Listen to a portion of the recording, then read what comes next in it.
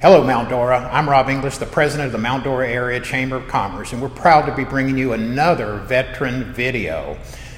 These are being run in preparation for our November Veterans Breakfast. It's a special breakfast being held November 8th, 7:30 a.m. to 9 a.m. at Lake Receptions, and we'll hope all of you will be coming out to join us as we honor these veterans. One of the veterans that's going to be at this event is with me today, Glenn Beville. He is a very interesting story that we've been sharing.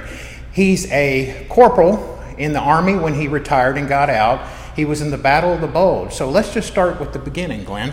What year did you actually sign up and go in? I went in 1943. Okay. I was just about 18 and a half years old. Okay. And boot camp was where?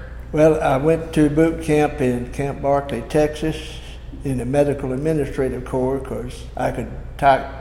So it was going to make me a company clerk. But I scored high enough on my Army General Classification test that I qualified for OCS or ASTP, Army Specialized Training Program. Yes, sir.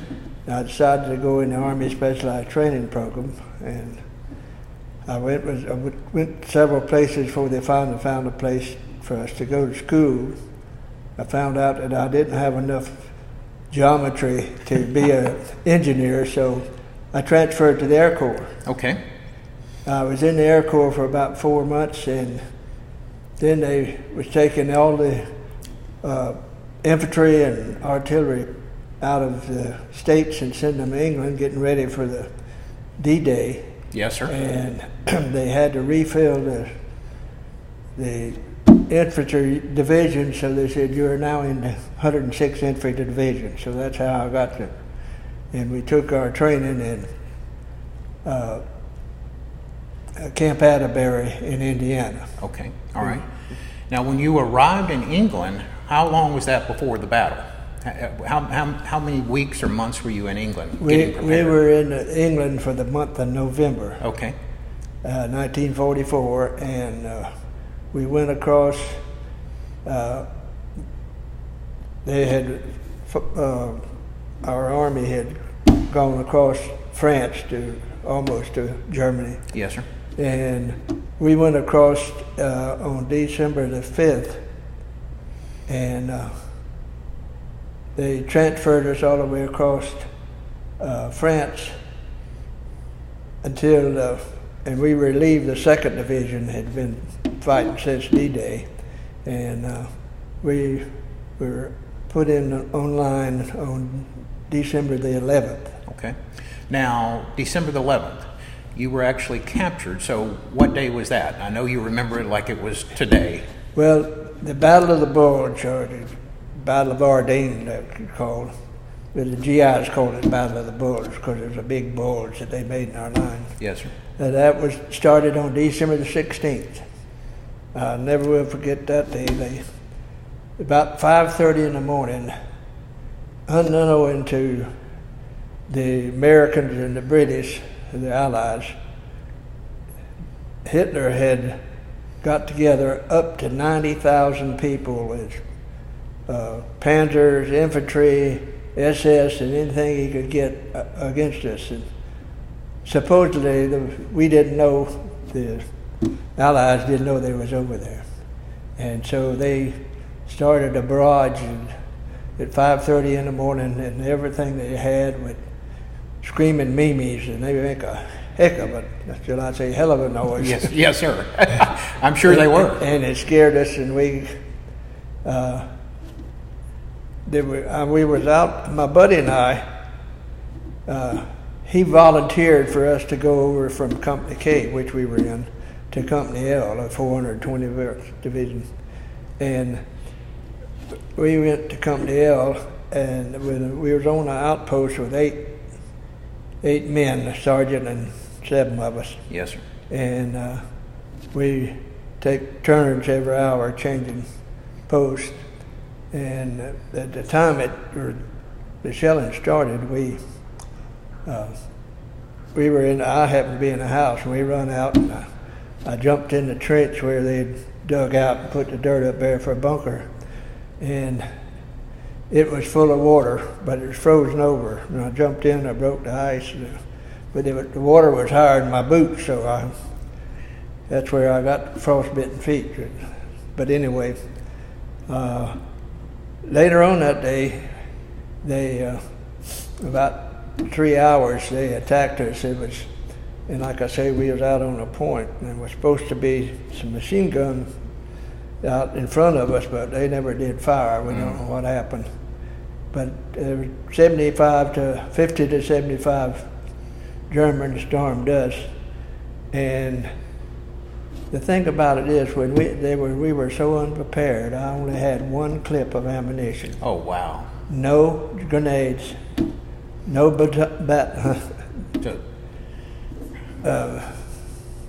you had nothing to defend yourself. No. And so we were firing, and you could see, and some of them were dressed in white clothes or something, and you could see them moving. We fired, but you can't fire very much with one clip. No, sir. Just two of us there. So that little takeover didn't last long, and they had you as They far as had us. captives. Yes, sir. Luckily, I guess luckily, our two companies, it was back a little ways, they heard the fire and then they stopped them, so They retreated. they retreated and carried us back, and we spent the night in the Siegfried line.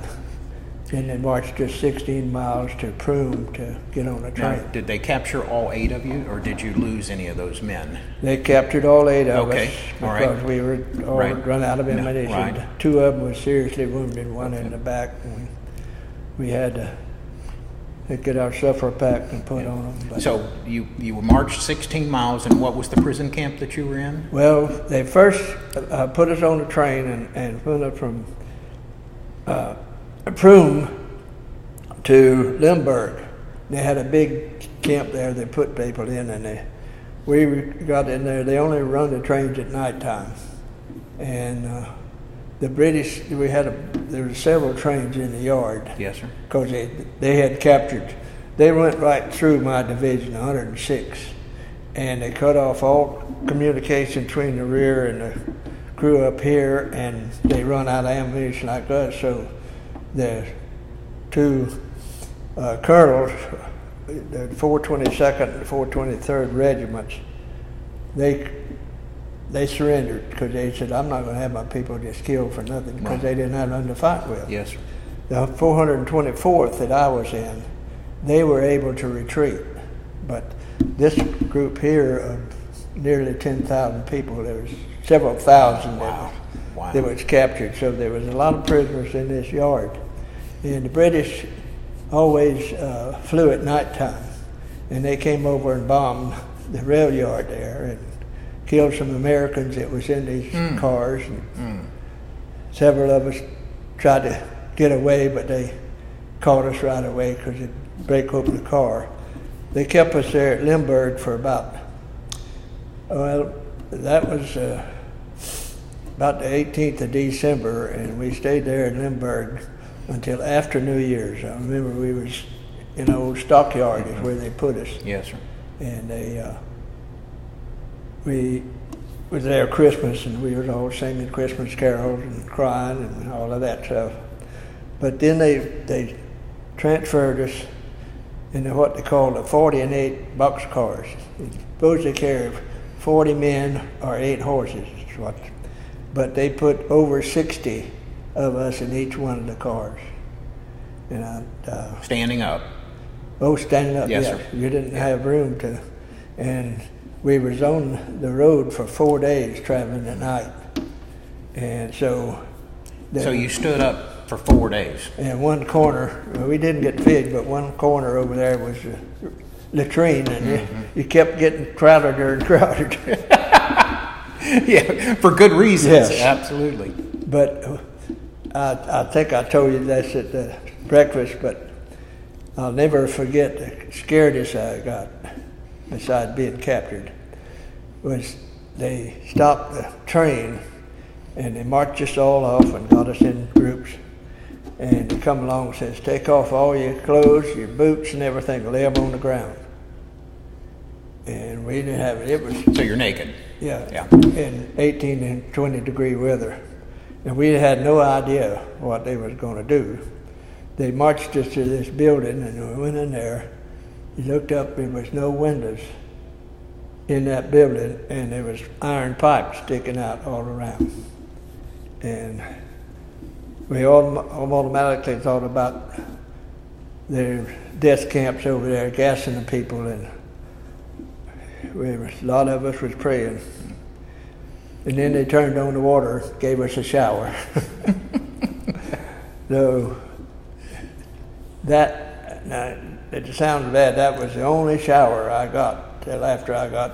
And you were a prisoner for how long? 4.5 months. 4.5 months, so one shower. So you were smelling pretty ripe. Yes, I was. Yeah, you were. So you were a prisoner until the end of the war then? Or what happened? Not quite. Okay.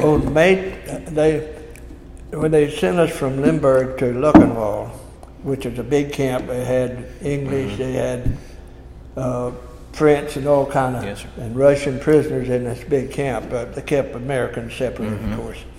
And then they sent me and a group of others out to this small camp at Wunsdorf, which is about 20 miles from Luckenberg. Luckenberg was about 50 kilometers south of Berlin, so we were over across the Elbe River. And with the 300, we worked every day, and anything they wanted to do, dig traps. So your freedom came when? Was it the Americans that captured the camp, or was it one of our allies? No, we were far enough, of course, on first part of May, you could hear the artillery and things coming close to us, and the Americans come across the Elbe River. Okay. The Russian says, no, you can't come across there, you got to go back. So they sent in, 4 days later, on May 22nd, they sent in a whole bunch of trucks to pick up their American prisoners, and the Russian says, no, you had to give us a Russian prisoner of war for every one of yours. So they sent the truck back. But I was lucky enough, I had gotten yellow jaundice out at Wunsdorf, and they sent me back to Luckenwald. And I think I pray the Lord because he did that, because my group that was in Wunsdorf had to march about 100 miles or more during the tail of the war toward Austria, because the Germans were moving them back and back. So I wouldn't have made it. You wouldn't, yeah. Anyway, on May 22nd, they came over and they allowed the ones that was in sick bay to go back. So I think there's about 16 of us. So May 22nd. May 22nd. That, every year you have to remember May 22nd. Yes. I mean, it's a date that will live in infamy, as they say. Absolutely. Yeah. Well, Glenn, thank you for sharing today. 93 years young, and with a memory that is like a steel trap. And that's saying a lot, and I mean that sincerely. And to you who are listening, this is the reason that when the flag is raised and our national anthem is sung, this is a reason that you stand up and you put your hand over your heart, you salute, you stand at attention of whatever you do. It's not for anything political. It's for the men and women that allowed you the opportunity to have that flag raised above our White House and every other place in the nation. It stands for our freedom. Thank you, Glenn, for sharing with us. I'd like to say one more thing. Yes, sir. I talked to a group of 10th graders, and I tell them that our war was a war for freedom. They were dictators taking over, and we had to have freedom. Yes, sir. And we fought for a reason, and I think 99% of the Americans at that time was for us. It wasn't nobody, and everybody. Mm-hmm. We were unified. Yeah, everybody. Yeah. But I think that we fought for our freedom, and that's. Yeah. Now, tell the Vietnam veterans they didn't have a true reason to fight, but we did. You did. Glenn, thank you so much. Thank you very much. And thank you for Mount Dora for listening to us. Again, I'm Rob English, the president of the Mount Dora Area Chamber of Commerce, and we'll see you next time for another amazing veteran story.